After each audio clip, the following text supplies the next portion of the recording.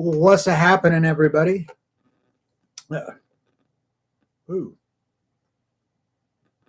my amp is making some funny noise. So I hope everyone's doing great tonight. Someone could just chime in, let me know if they can hear me, and if you could just let me know if the guitar volume was loud enough. I'm using a different amp, and it's like really close to the microphone, so I was kind of worried that it was gonna maybe too much volume. All right, cool. So the guitar volume wasn't too much.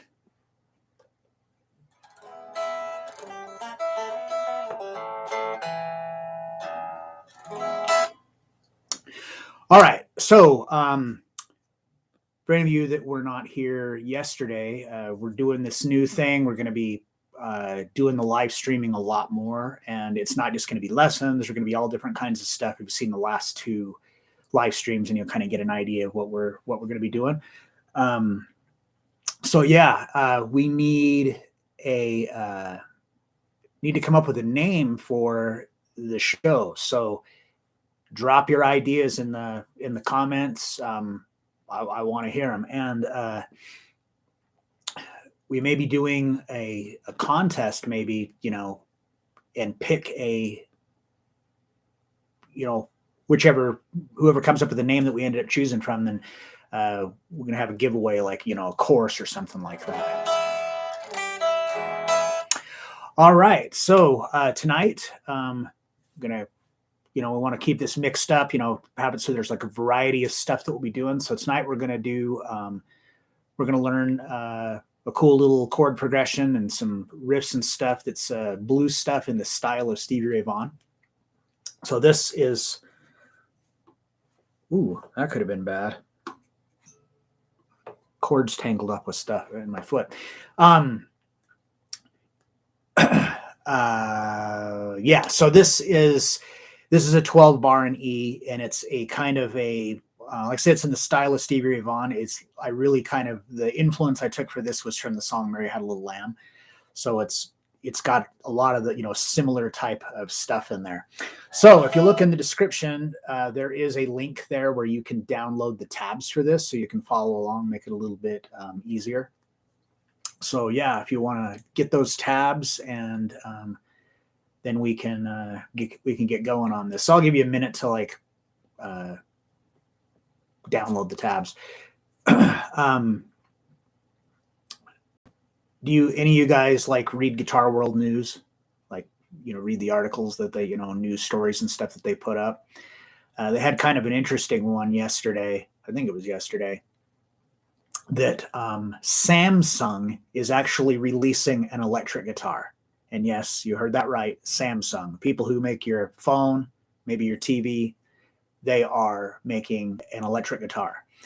And so this electric guitar is going to have LEDs in it all over. So I guess you can hook it up to, I imagine there's some kind of an app or something. I'm not really sure the details of how it works, but basically what it'll do is it'll just light up where you put your fingers. And I guess the idea behind it is it's supposed to teach you how to play guitar. So, it's kind of it's kind of like a cool idea, but I don't know. To me, I don't know. It just sounds a little bit weird. Oh,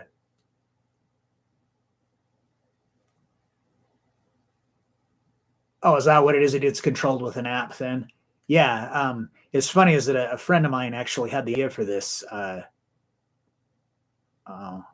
probably about 15 years ago. We were talking, and he was saying that yeah, well, if you could put lights in the fretboard, then you'd be able to light up and see where it is that you're playing or whatever.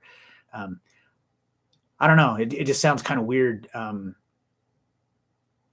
But I guess if it's a thing to get, help people to play and help them to learn and stuff, then that's cool. I'm all for that. So I'm guessing that everybody who wanted to get the tabs got the tabs, so we can go ahead and get going with this. So like I said, it's not really super difficult. There's parts in it that if you've never done stuff like that before, it might be kind of tricky, but you'll be able to get it. We'll That's what we're here for. We're going to work on this. We're going to get it so we can play it.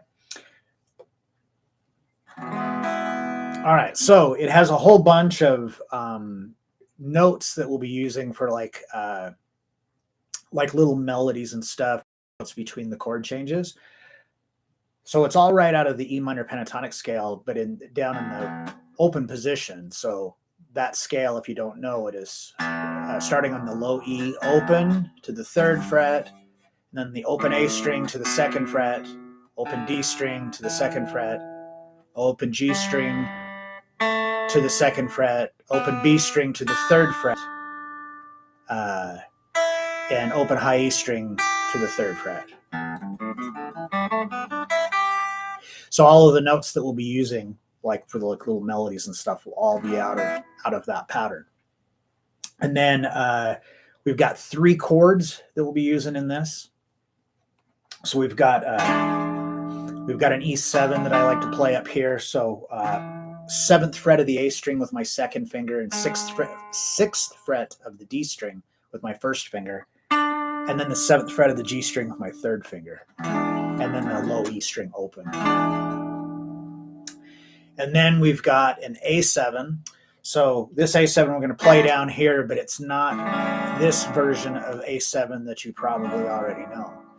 So for this particular one, we're just going to do, you just take a regular A major chord, you just play it with one finger like this. So the A string is open, and I'm just barring the 2nd fret of the D, G, and B strings.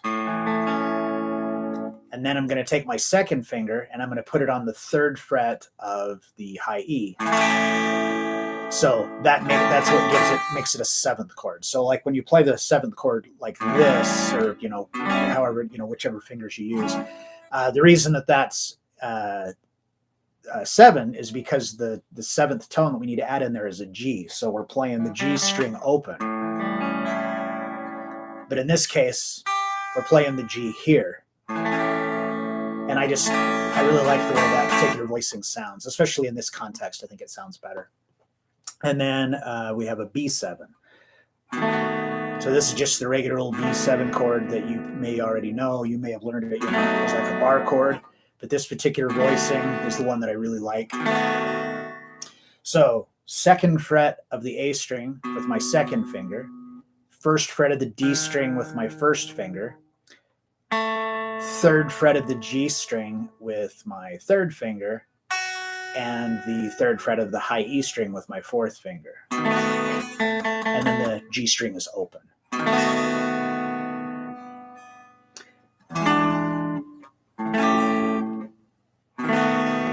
So those are our chords. So this is set up as like your standard 12-bar blues. So what that means, for those of you that may not know what that means, when they say a bar, it's what they're referring to as a measure. It's like a slang for a measure. So a 12-bar blues is exactly that. The entire progression lasts a total of 12 bars or 12 measures. And this is with a 1-4-5 chord progression. So we're in the key of E. So that obviously that makes our 1 chord E. And then you can count up, like E, F, G, A, like that. But the only thing is, depending upon what key you're in, you're going to run into the problem of if there's sharps and flats and stuff, unless you just have, like the scales memorized and everything. But I want to show you a much simpler way to do it. So that way you can actually do it in any key with anything you're trying to do. So basically what it is that the strings are all tuned a fourth apart from each other. So we have an E and then an A, right? So E, F, G, A, that's 4. And then A to D, A, B, C, D, 4. D to G, D, E, F, G. You can see where I'm going with this. The only difference is that the B string is attuned a half step lower. G to B, G, A, B is only a third. And then from B back to E, B, C, D, E, back to 4 again. So simplest way to kind of really do it is that if you find your one on the well, really on any of the E, A, or D string is the easiest way to do it. So in this case, we're doing E is our one chord. So what we need to do is we need to find out what our four chord is. And so the four chord is a fourth away, obviously. So we already decided that the strings are a fourth apart. So that means that our four chord is A. And then our five chord is a whole step above our four chord. So A, half step, whole step, B. So our one chord is E. Well, in this case, our four chord is A. And our five chord is B. And we're doing seventh chords on all of these because the seventh chord is what, kind of makes the blues sound like the blues. Yeah, so, does anybody have any questions about what we have looked at thus far before I move on? Because, we're going to, learn this cool, Stevie Ray Vaughan style riff, but this is also a Q&A. So, if you got questions, lay them on me. And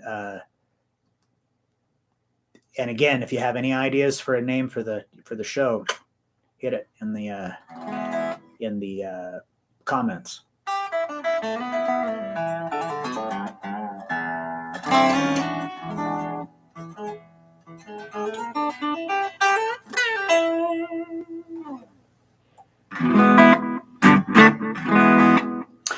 All right, so we start off with this. We have got our first kind of little riff, the first measure. So again, this is all right out of that pentatonic scale. So we're going to start off with the A string open, and we're going to do a hammer onto the second fret. And then we're going to follow that with the D string open. You have trouble understanding musical terms. So what musical term, what did I say that you're not understanding?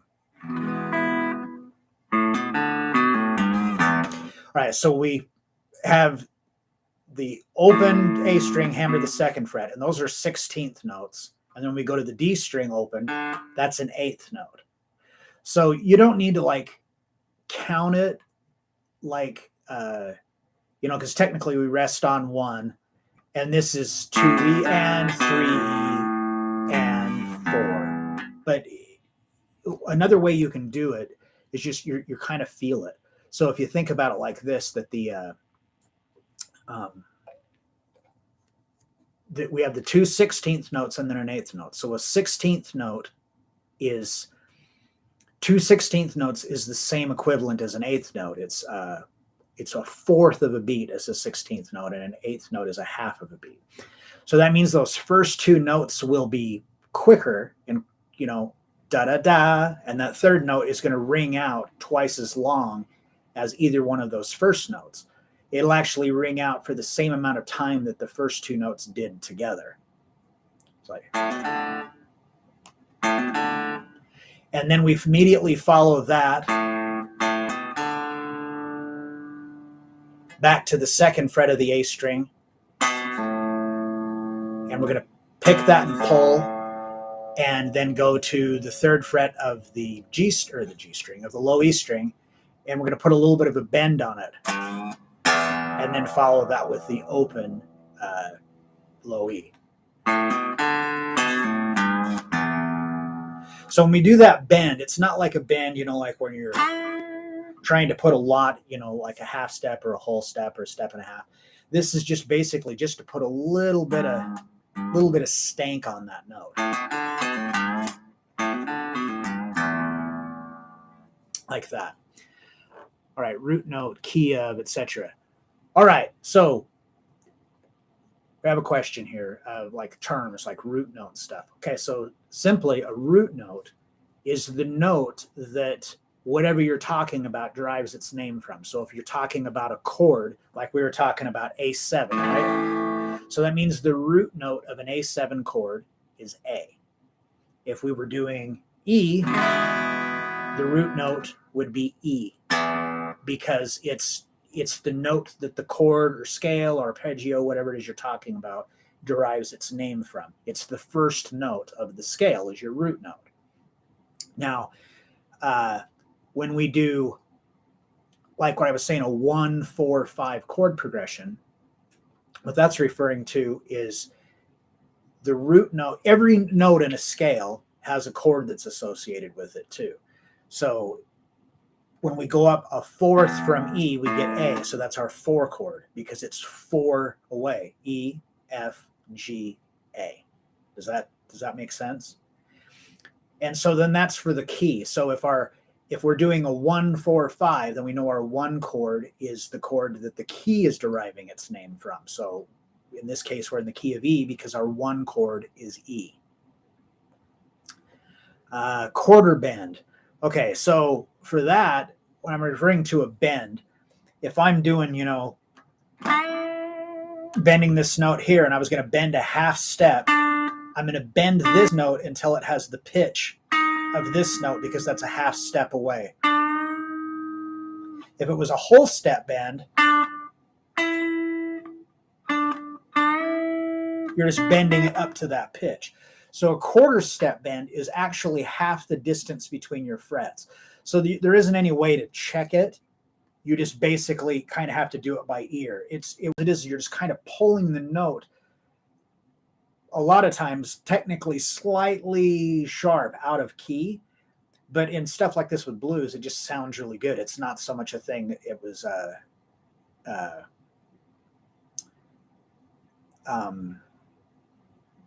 my whole train of thought just derailed. Brain fart. Oh yeah, it's just to put when you do like a quarter step band. It's either a thing you're just trying to put that little bit of dissonance on there, or you're just just trying to put a little bit of stank on it for it's a blues, or it's a mistake. There are quarter step bends that I've seen in certain songs by certain guitar players that I actually believe were mistakes, not necessarily intentional to do that. All right, so I hope that answers your questions. All right, so back to this riff. So I just put that little bit of a bend. That's a quarter step, or excuse me, a half step, which would be, but we're only going a quarter step, so we're going half that distance. But again, there isn't because of the way the guitar is, there just isn't a way to check it like you can if you're going a half or a whole step or a step and a half or whatever. That quarter step, just a little bit of stretch on that. All right. So then after we do that little riff, that brings us to the second measure. So the second measure, it starts off with that E7 chord that we're doing up here. Now, the way that I have this written out in the tab, kind of use it as is more of kind of a guideline and not so much as an exact science. Reason I'm saying this is because when you play this stuff like this, that's what makes this kind of stuff cool and fun to play, is that you can slightly alter how you're doing things, and it can just sound really cool. Sometimes you'll do that and you're like, oh, this sounds better than the way I was doing it before. And it also takes a lot of the pressure off of trying to be super articulate about the timing and everything. I mean, you don't want to be all willy-nilly and all over the place, but like if you look at this, you strum that one and then it has 3/16 notes of muting, and then you strum it again on the and of 2. So it's like really weird and kind of takes the whole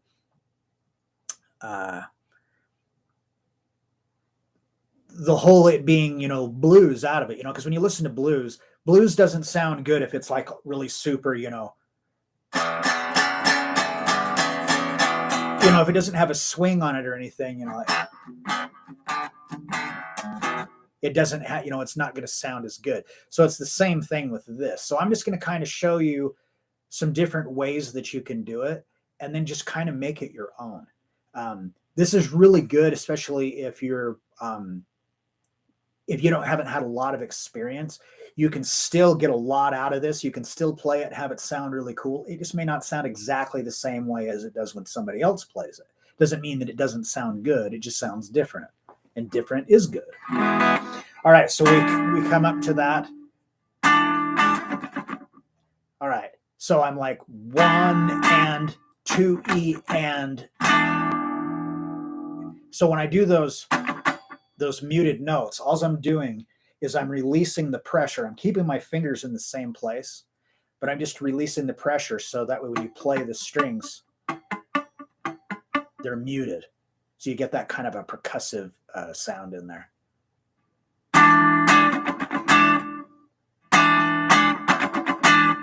Like that. Then we're going to take that shape and we're going to move it down a half step.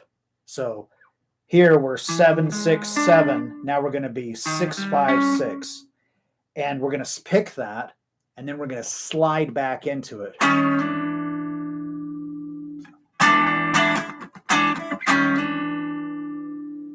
And then if we slide back into it, we strum it again.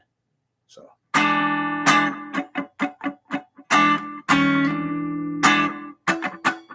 And then you can throw in a couple more percussive things in there. Now, when I play this, if you'll probably catch that I won't consistently do it exactly the same way. I mean, it'll be still enough the same that you're not going to hear it and go, oh my gosh, it's a different song.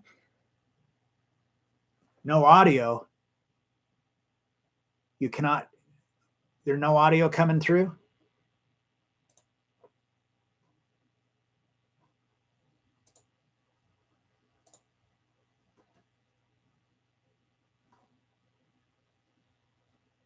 Someone hit me. Someone tell me if there's audio coming through, or are we having some kind of dilemma here with stuff.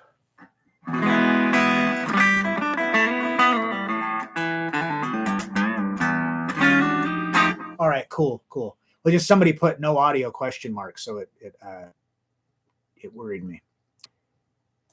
All right, cool. So Leo, maybe that's some kind of a problem on your end, or it could have just been a glitch. Maybe you got it back now. Hopefully you do.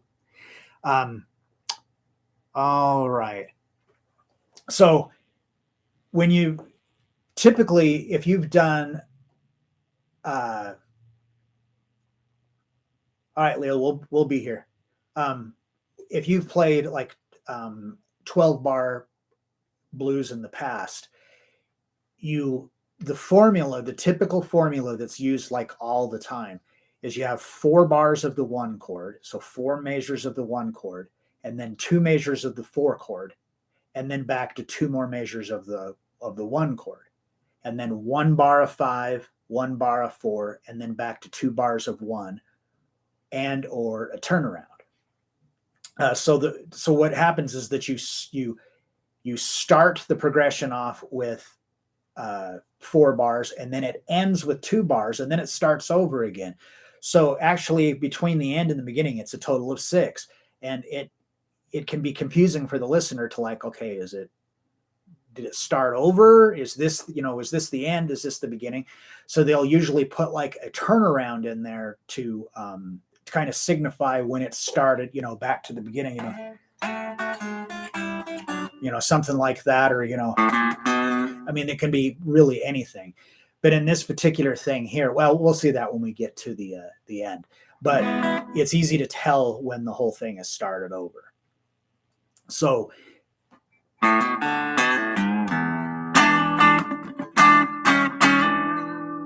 that what I just played there, that's 2 measures long. And that is the whole riff for the 1 chord.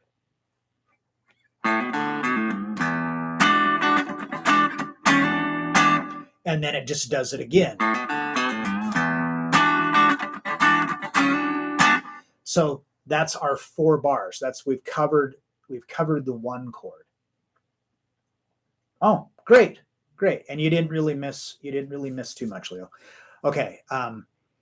Then so that's the first 4 measures. So then when we go on to measure 5, that is where it's going to go to the 4 chord. Now, if you've done like blues, like shuffle stuff in the past, stuff like, stuff like that, which is like, the real basic beginner kind of blues stuff. When you go to the 4 chord, it's just the same thing, but you're playing it now based on the E and A, or the A and D string instead of the E and A string. Right? So that's what we're going to do here. We're going to take this, the riff. We're going to still do the same, and now we're going to switch it to that A chord, that A7 chord. So,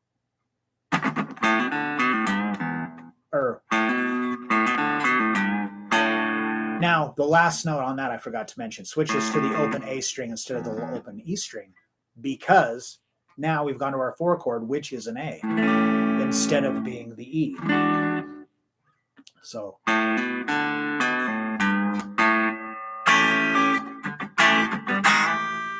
So we're going to do that exact same rhythm and riff that we did before, but now we're doing it with that A7 chord. So when we move it down to slide up, now we're going to be barring at the 1st fret, and our 2nd finger's on the 2nd fret of the A string or the E string, and we slide back to the A7.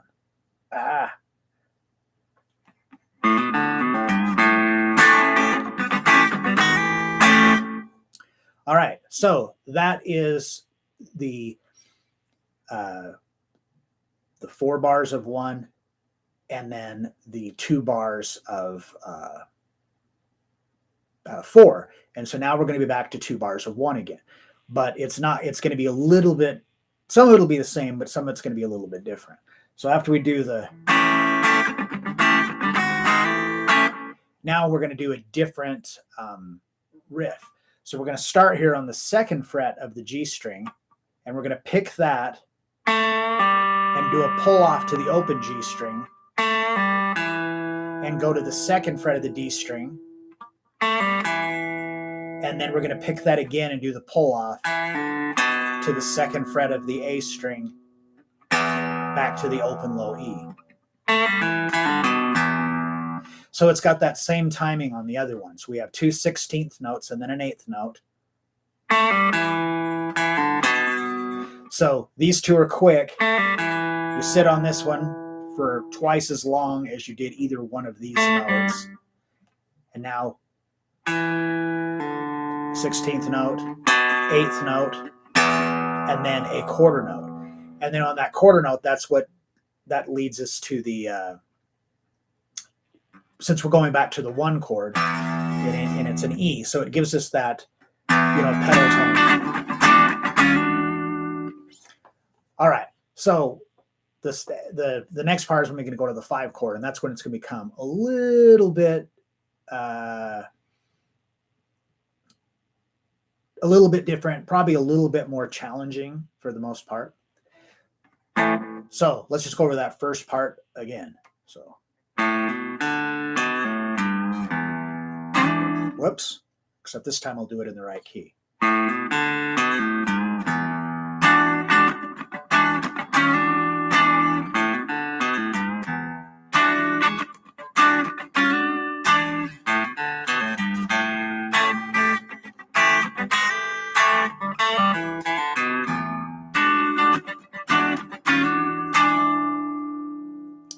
Then we're going to do that same little riff again.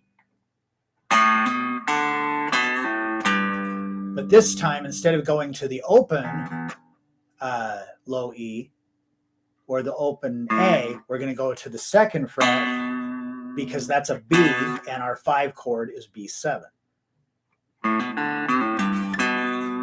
Now, that's something else I didn't mention. So when I'm playing this, for the most part, you notice that I'm using my 2nd and 3rd finger to play those notes. Now you can do it with your 1st finger. I mean, you can do it with your 4th finger if you want to, but as a general rule, I've just kind of, trained myself that if I'm playing the second fret, I'm going to use my second finger. If I'm playing the first fret, I'm going to use my first finger. Third fret, I'm going to use my third finger, yada, yada, yada. But the other reason on this particular one why I want to use my second finger here is since that is the root note, and that is how we play that chord is with, these fingers. If you're using your first finger here, then you got to switch your whole hand position. And for the most part, it just makes life so much easier with playing if you don't have to, if you can kind of do everything without having to move a whole lot. If you watch really great players, on YouTube, the one, really like, virtuoso type, players, they don't look like they're doing anything a lot of times. A lot of times what you hear and what you see happening isn't the same thing. And it's like, is this fake? It doesn't look like they're doing nothing. Well, it's just because they have such good technique and they have learned that, to be able to do stuff in, position so you don't have to move around a lot, because it just, it exerts more energy. It's going to take more time, opens up the possibilities of making mistakes that much more. All right, so when we go to that B7,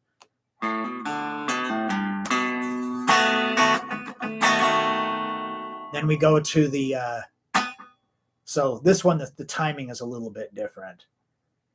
We got 1 and 2 E and 3, and then on the and of 3, we switch to that A7.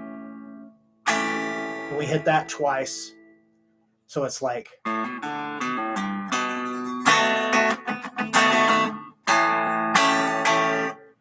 now again, you see, like what I talked about earlier, is that I'm not necessarily going to play it exactly the same way every time, because you can, by mixing it up and just,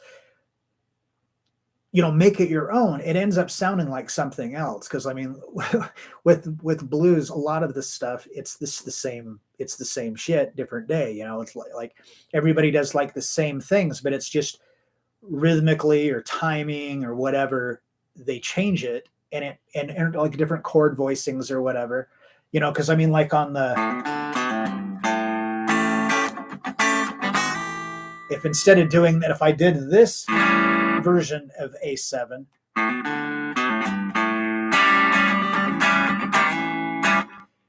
it sounds similar, but it's different. It doesn't sound bad. I personally prefer this voicing for this particular piece, but then there's other stuff where I would do it the other way. Okay, so let me try that again and try to be a little bit closer to the transcription.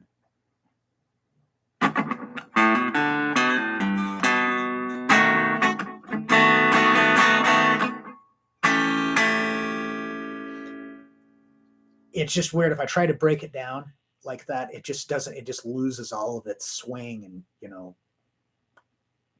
everything. It just.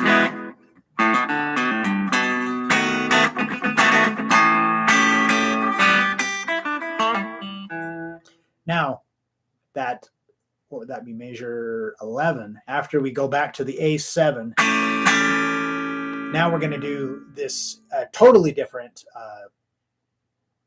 little melody line lick sequence, whatever you want to call it. But again, it's still based out of this E minor pentatonic scale. So we're going to start off 3rd fret of the high E string to the open, to the 3rd fret of the B string to the open, to the 2nd fret of the G string, and we're going to pick that and bend a half step and release, and then pull off to the open string.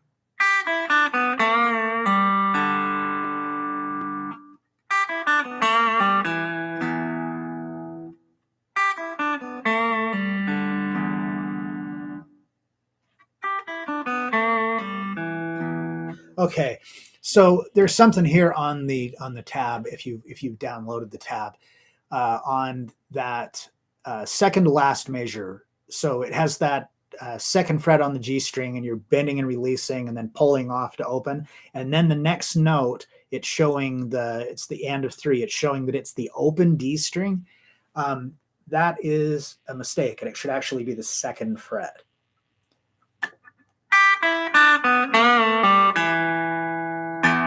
And then you follow that with the open low E, because this is an E, but here it's D.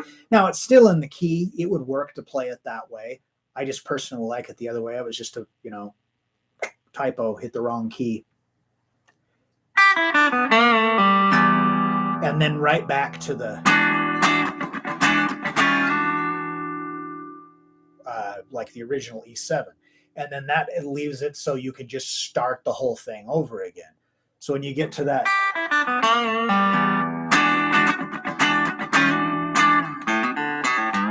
and then it just starts over again.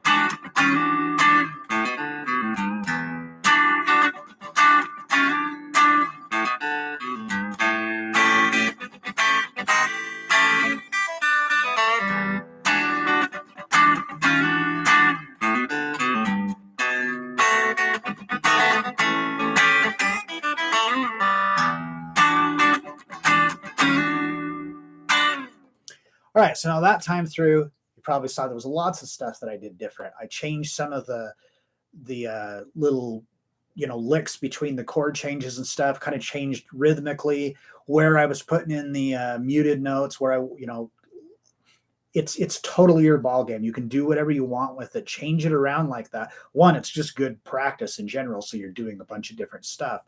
But then the other thing is again, so you can kind of put your own little seal on there and kind of make it sound more like you, and less like whoever. Like I said, this was like inspired by that song Mary Had a Little Lamb. It's not the same thing. It's similar. It's very similar. And I don't necessarily play it exactly the same way two times in a row. But yeah, it's a real fun one to.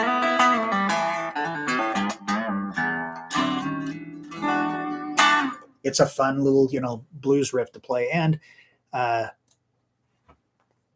just good for your playing in general and everything. All right, so that's it. That's the whole riff. So does anybody have any questions about that, or anything else for that matter? Because this is the live Q&A. So if you've got guitar questions and stuff, lay them on me.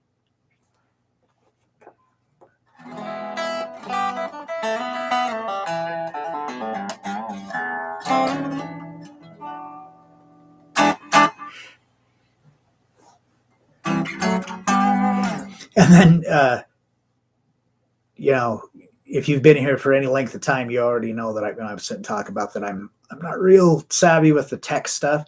And one of the things that I'd kept doing is I would say, all right, I'd ask people for questions or anything, and there'd be these big long delays before anybody would answer. And I was like, what the heck is going on? Well, I just found out today that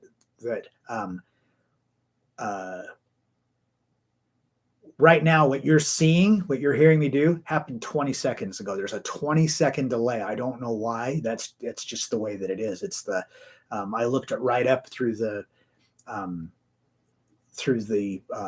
software of the different things I'm using, and it just says that it's a 20-second delay. So I don't know if that's like a YouTube thing, or if it's just like maybe something they do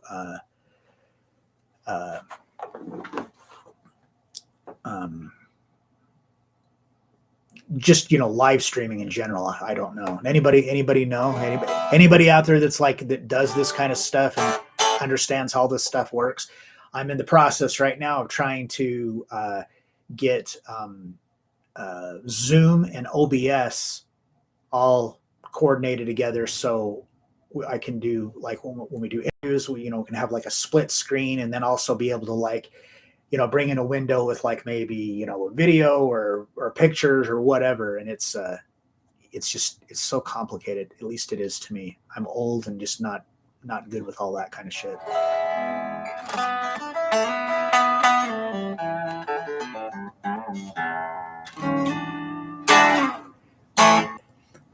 That was weird. Yesterday, had tons of people chime in with ideas for the show, and today, nothing. Nobody's got any ideas.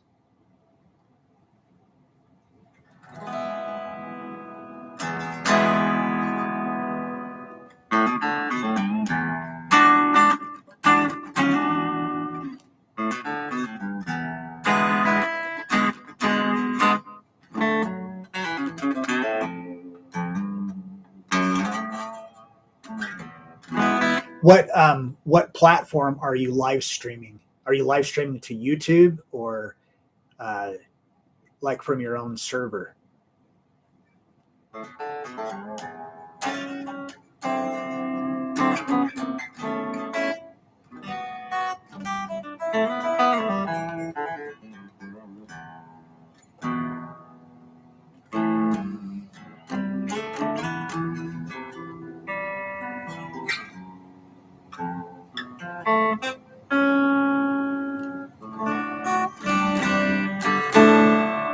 Oh, the guitar that I'm playing right now, Tim. So you're live streaming to YouTube and Facebook, and it's only an 8-second delay. What service are you using to do it? Are you using Zoom or just the OBS? Yeah, Tim. Thank you. Yeah, I really dig this guitar. It is a Spear. The series that the Telecaster looking series is RT, but I don't remember what model this one is for absolutely sure. This is one that they gave me at the NAMM show a few years ago, and this is the only one that's in the United States that I'm aware of. It's kind of cool. I have a few different ones. I've got a 7-string guitar over there, which is not really useful to me because I'm, I can barely play 6 strings. I don't need a 7th one. But yeah, I really dig this one. It's got a Wilkinson trem on it. Works really good. The silk bar pickup. I really love the sound.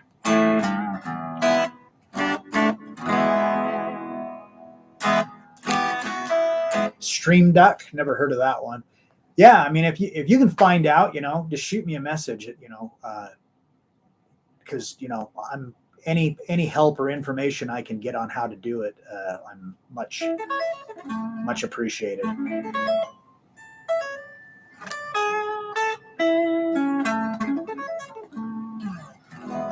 So nobody has any questions or anything, or any more questions rather?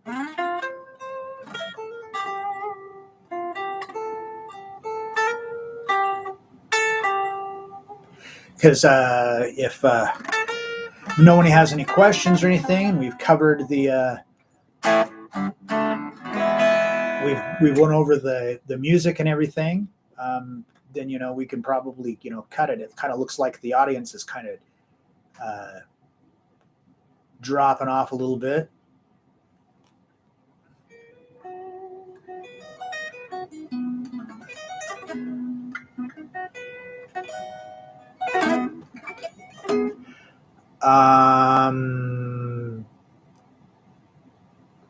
Oh, good. I was going to say, you're God. It's nice to meet you. Yeah. So, all right. Well, so you're meaning that I went over the material too fast? So this is something right here that I would really like input on. If you feel like that when I don't want it to just drag on, but I also don't want to do it too fast where it's hard for people to follow along and pick up what's going on. So yeah, anything like that, leave it in the comments, because I go back and read that shit, and I'm all down for getting the feedback and the input. All right. Well, I guess that we will call it a night then, but I appreciate everybody that came out and tuned in, and this is going to be, we're going to try to be doing this a little bit, as more of a more regular, consistent thing. So again, thanks everybody for coming out. I appreciate it. I hope everybody has a great night. Stay safe out there. Stay warm. It is freezing here. And I will see you guys in the next one.